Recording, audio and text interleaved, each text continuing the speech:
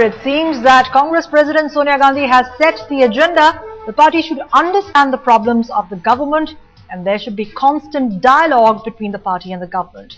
Now, this meeting, which is underway as we speak in Surajkund in Haryana, is to ensure better coordination between the government and the party. She also sent a strong message to the ministers to listen to the party workers' problems. She admitted that certain government policies have caused pain to the Aam Aadmi. Let me go across to Kartikeya Sharma, my colleague who joins us live from Surajkund for more on this story. Kartikeya, the Congress president sending out a message to her party workers that they have to be on the same page with the government.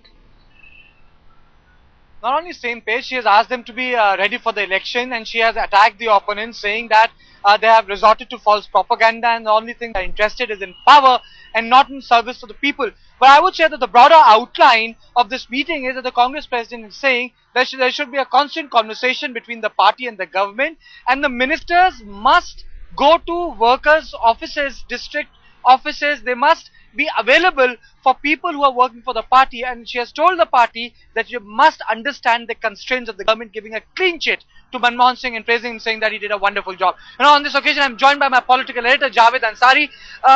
Javed, what's the key takeaway of this Surajkund Baitak, Samvad Baitak? Well, the key takeaway is that obviously both Mrs. Gandhi as well as the Prime Minister feel that the government and the party need to work in unison. There needs to be greater teamwork and they need to appear on the same page.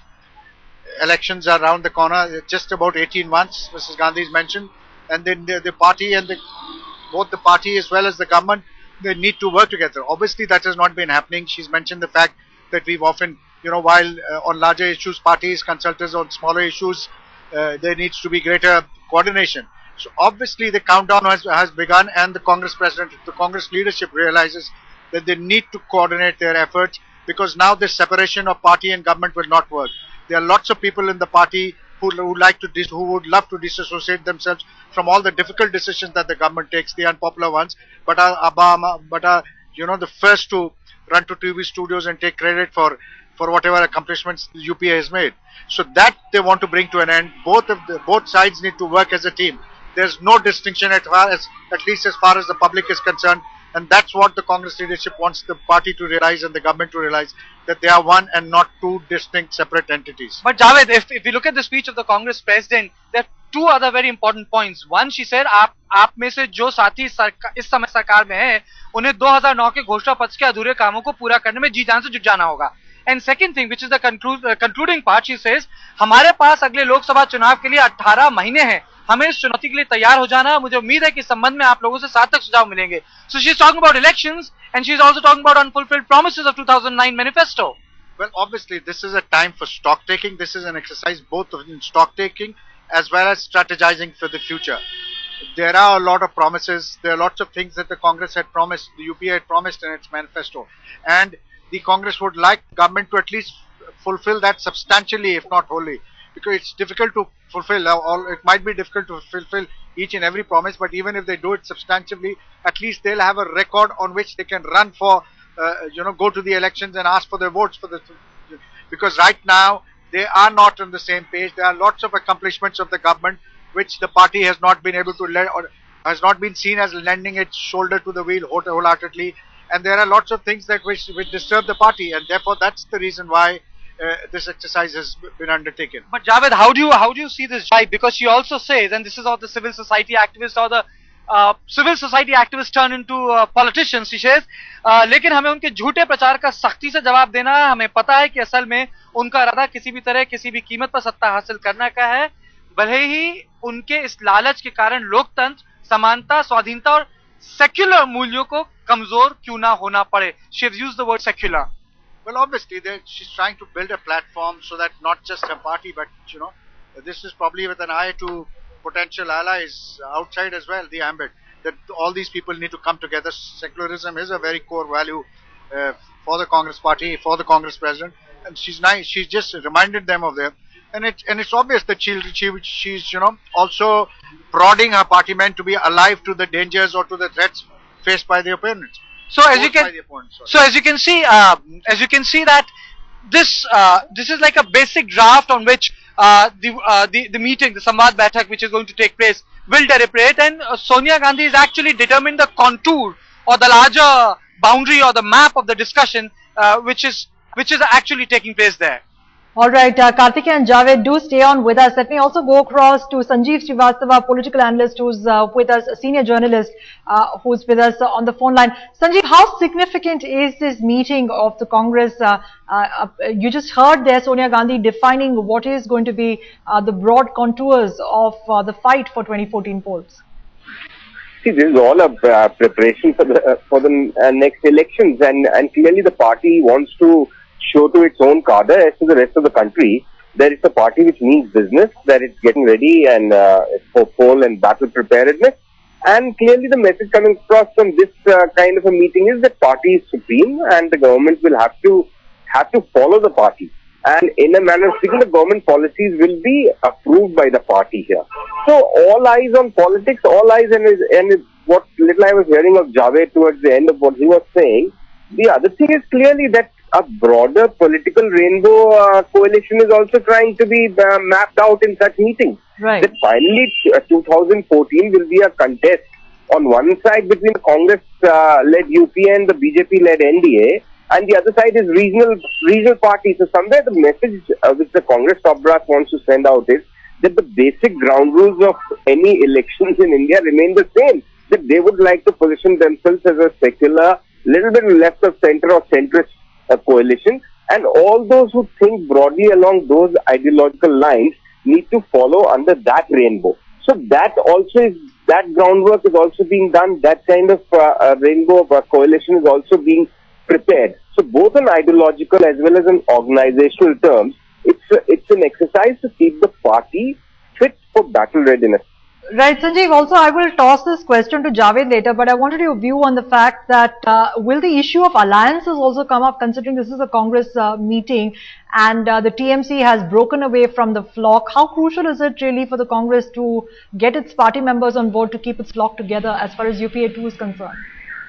See, I think whether in this meeting or in meetings which will be held forthwith in the run-up to the next elections, there are two crucial issues which the Congress will have to decide. One is that what kind of allies it really wants. Does it want to go in for time-tested, trusted allies, or would it like to be more with the moment, so to say? Even if it looks impossible right now, the Congress has tied up in the past. Under the circumstances, it's very difficult, but it has tied up in the past right. with the Anna DMK Jayalalitha.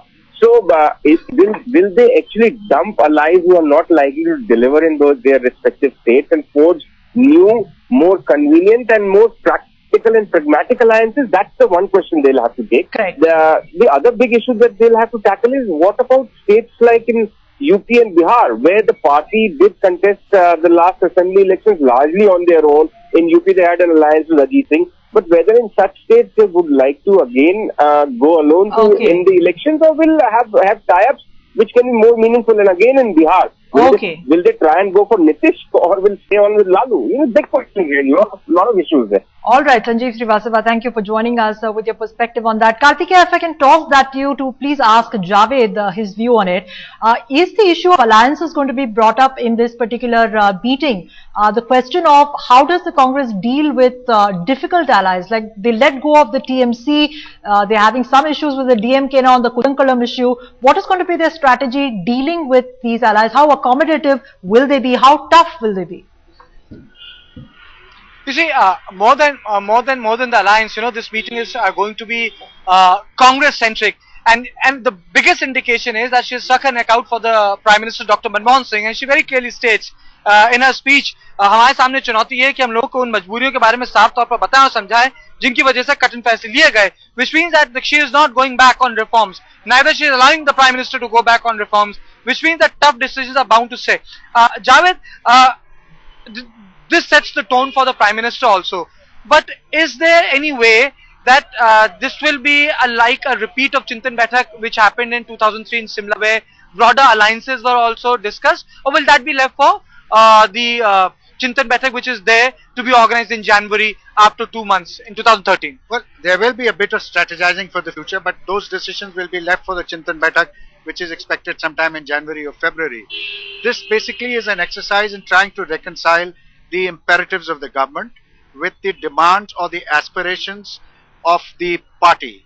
There is a lot that the party wants, but there are certain imperatives before the government. There are certain there are certain limitations within which the government has to function.